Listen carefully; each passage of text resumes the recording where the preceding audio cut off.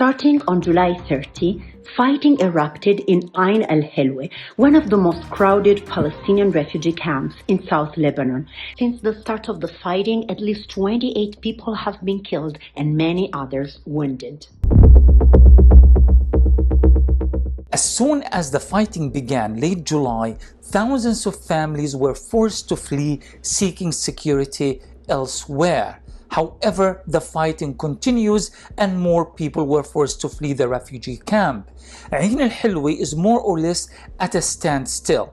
6,000 Palestinian students who should have joined their schools at the beginning of the new year are unable to do so, not only because of the insecurity in the refugee camp, but because most of UNRWA-run schools in the camp are actually being taken over by the various fighters fighting for the various political groups that are engaged in fighting and this war in Ain Al-Hilweh.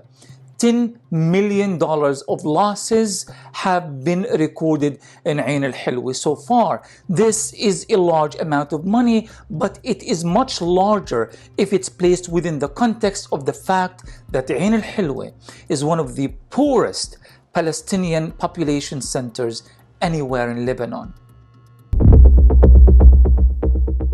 The clashes involve members of the leading PLO movement, Fatah, and a group called the Muslim Youth. Despite repeated talks of a ceasefire, the clashes resumed on Wednesday, September 13. According to Al-Jazeera.net, the Fatah movement continues its efforts to military advance, but without being able to achieve a decisive military victory. For its part, the Muslim Youth is refusing to hand over those accused of killing Abu Ashraf al-Armouchi, a general for the Palestinian National Security who was assassinated last July.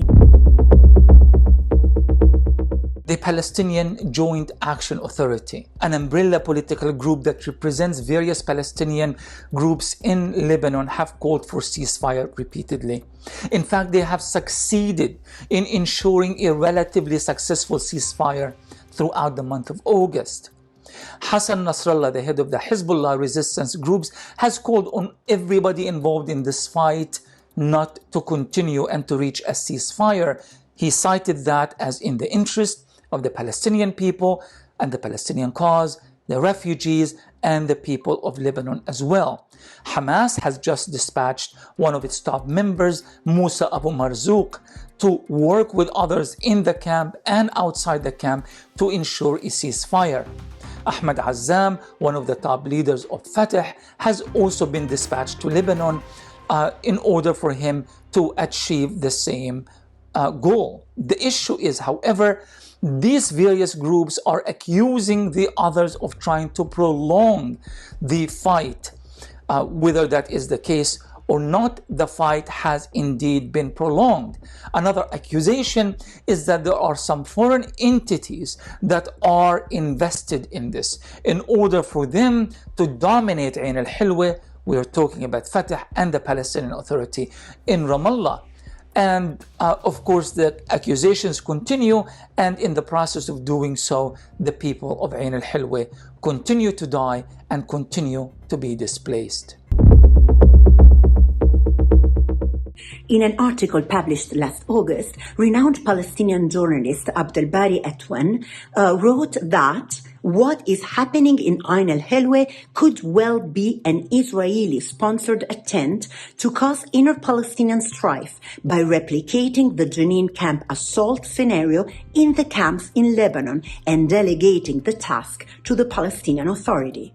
In a recent syndicated column that was published in the Palestine Chronicle, Palestinian journalist and editor of the Palestine Chronicle Ramzy Baroud wrote that Palestinian refugees in Lebanon remain important for the PA for two main reasons. One, as a source of validation for Fatah, and two, to stave off any criticism or let alone resistance to the Western-backed Palestinian camp in Lebanon and everywhere else.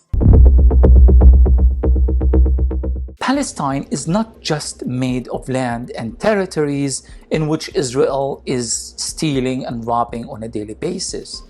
Palestine is also made of people. Wherever there are Palestinians, there is a Palestine that is worth talking about and fighting for. Our sisters and brothers in the refugee camps of South Lebanon, as much as the camps of Syria and other parts of the Middle East, are part and parcel. In fact, they are a core of the collective Palestinian struggle for justice and freedom in the Shatat, or in the diaspora. Just because the Palestinian Authority told us that those refugees come to be discussed in the final negotiations between Israel and the Palestinian authorities that never even happened in the first place, it doesn't mean that they are marginal.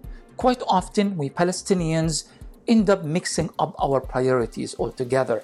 The priorities for us should always start with the Nakba, the catastrophe that destroyed Palestine in 1948, and the outcome of this catastrophe, which is the millions of Palestinian refugees in Lebanon, Palestine itself, throughout the Middle East, and throughout the world. We have to talk about Ain Al-Hilweh, because if we don't, then we are no longer concerned with the struggle of Palestinian refugees. So please, do everything in your power to educate yourself on this issue, to spread the news on this issue, and to engage with other Palestinian communities so that we send a very strong message to all parties involved in this, that the refugees in Lebanon and elsewhere, for us Palestinians, are a red line that cannot be crossed.